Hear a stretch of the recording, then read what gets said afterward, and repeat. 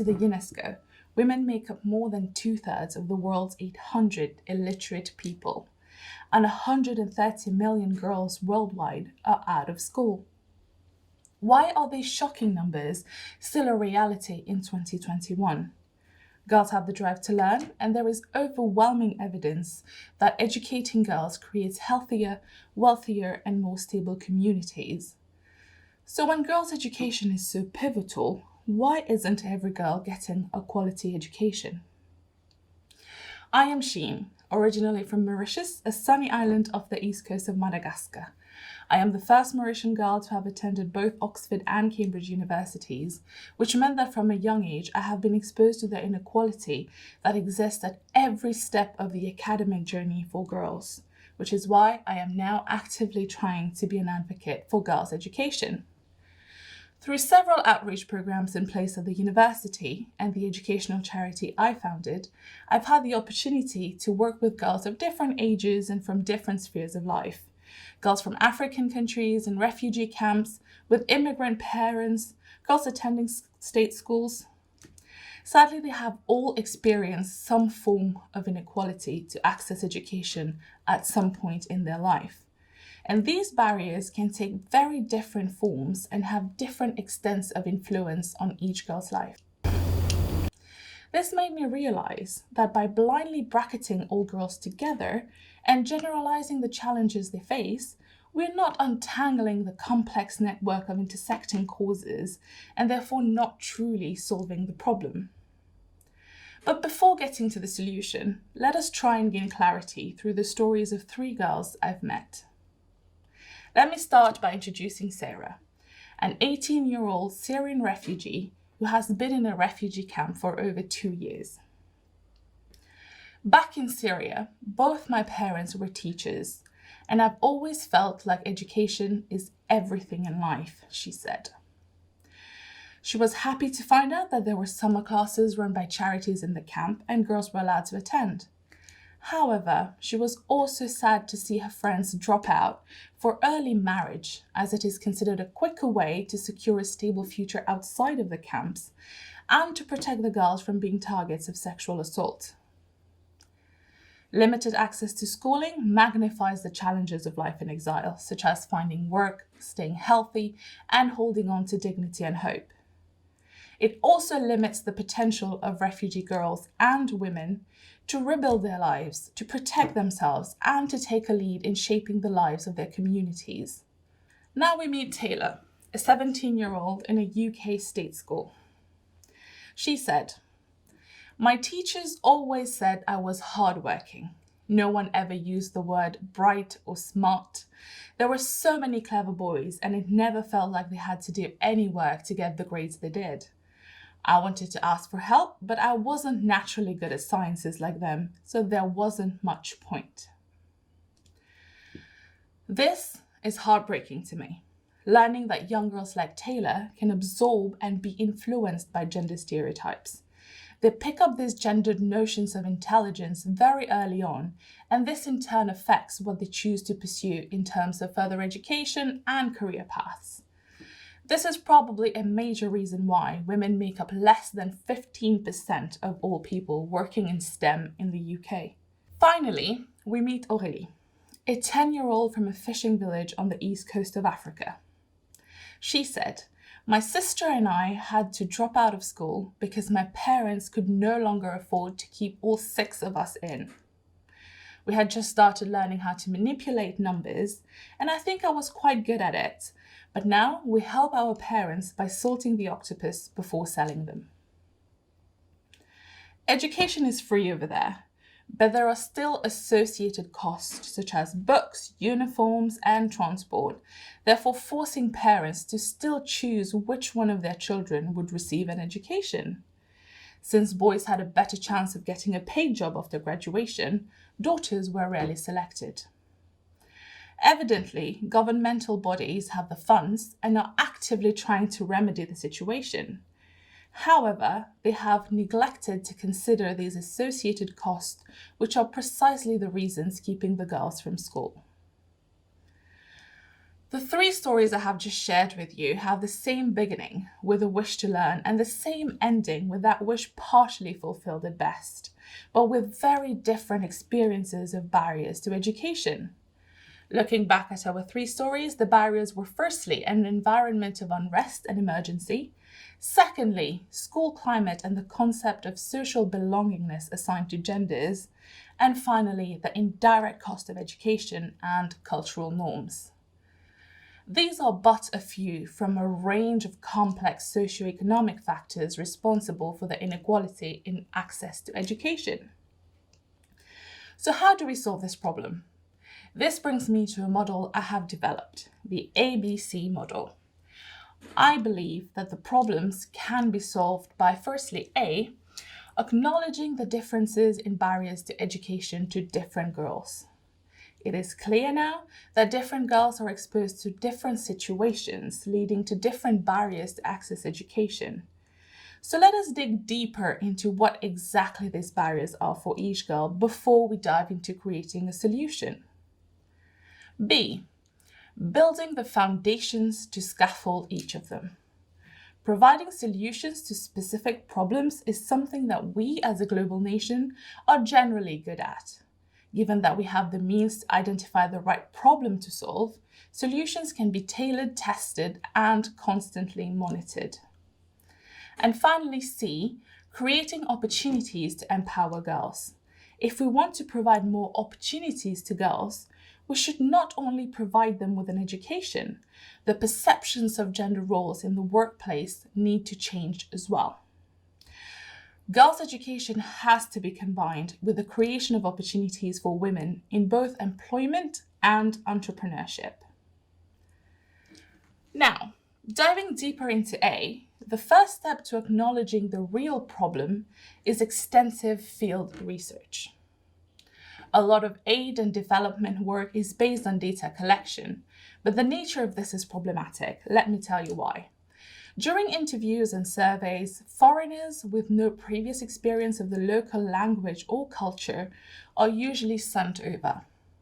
The people being interviewed are made to feel inadequate and are defined by terms that just bring back painful realizations. For example, parents being asked if they feed their children 1, 2, or 3 meals a day, or asking children to raise their hands if they're single or double orphans, meaning if they have lost one or both parents. As a parent who cannot afford to send their girls to school, being reminded of their inaptitude to provide for their children is an attack on their status, which often leads to defensive responses, making it harder to accurately understand their situation. Another dimension to this problem is also the biases associated with vulnerable groups that are intertwined within the system.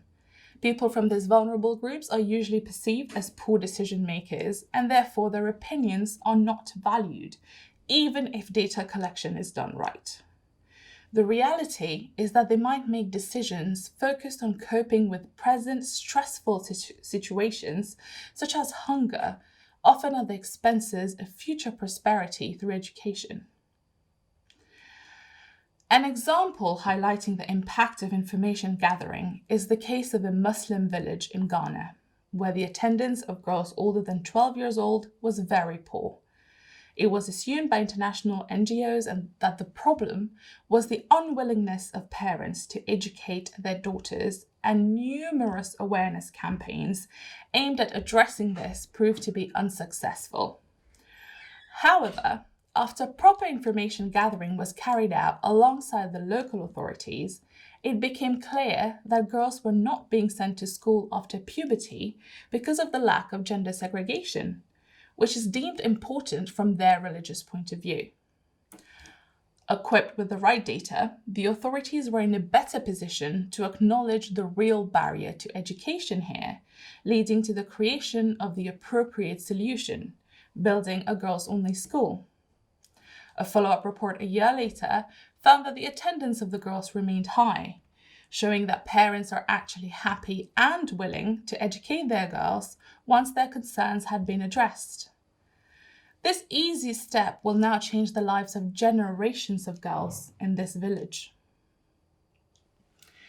In the UK, I witnessed a similar case where a lack of clarity on the reasons for low interest from teenage girls to pursue STEM subjects led to an ineffective outreach program. As part of the program, girls are invited to the university to show them the fascinating and cutting-edge work being done in various fields, from artificial intelligence and medicine to space technology, in order to spike interest. However, most of the university volunteers, although very well-intentioned and keen, are usually male. This does not break down the stereotypes and the ideas of social belongingness. Studies have shown that teenagers felt they would fit in better in subjects that had more of their own gender. Showing them role models, other girls and women, whom they can relate to and speak to about their similar experiences makes a significant difference for these girls.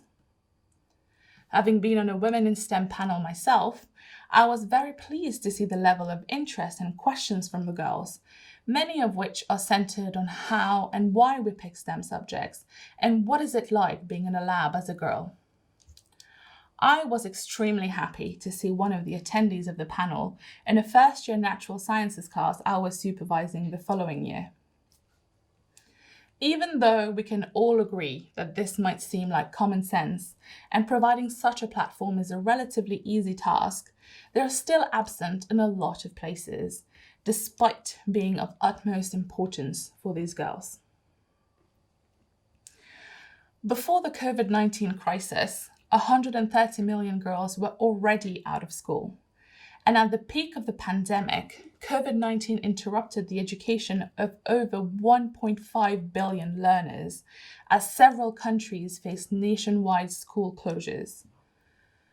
The disruption to education has placed girls at higher risk of falling behind in school and permanently dropping out due to exclusion from distance learning opportunities. The pandemic has only exacerbated existing inequalities. The UNESCO has estimated that globally, over 11 million girls may not return to school in 2021 due to the pandemic's economic impact alone. This will have devastating impact on girls' futures. Serious and specific attention is needed to ensure girls' continuity of learning and return to school, while protecting the steady progress we have made in recent years. As we start to plan a post-COVID world, our goal should not be a return to the way things were, but instead a renewed commitment to the way the world should be, a place where every girl can learn and lead. To achieve this, we must ensure our governmental bodies, societies, and education systems work for girls and not against them. Going back to our 3 stories, we can help each girl by following the 3 steps in the ABC model. A thorough understanding of bias and how it affects study results is essential to provide unprejudiced data collection.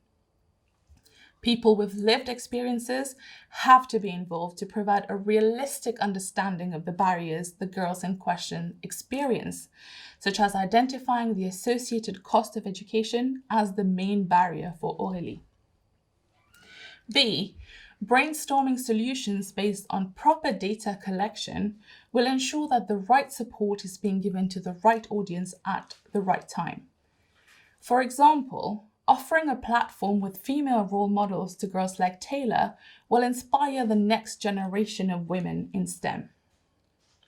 And finally, C, in the workplace, concepts A and B have to be reapplied to address the underrepresentation of women in leadership roles, despite the 50-50 gender split in the workforce in the UK.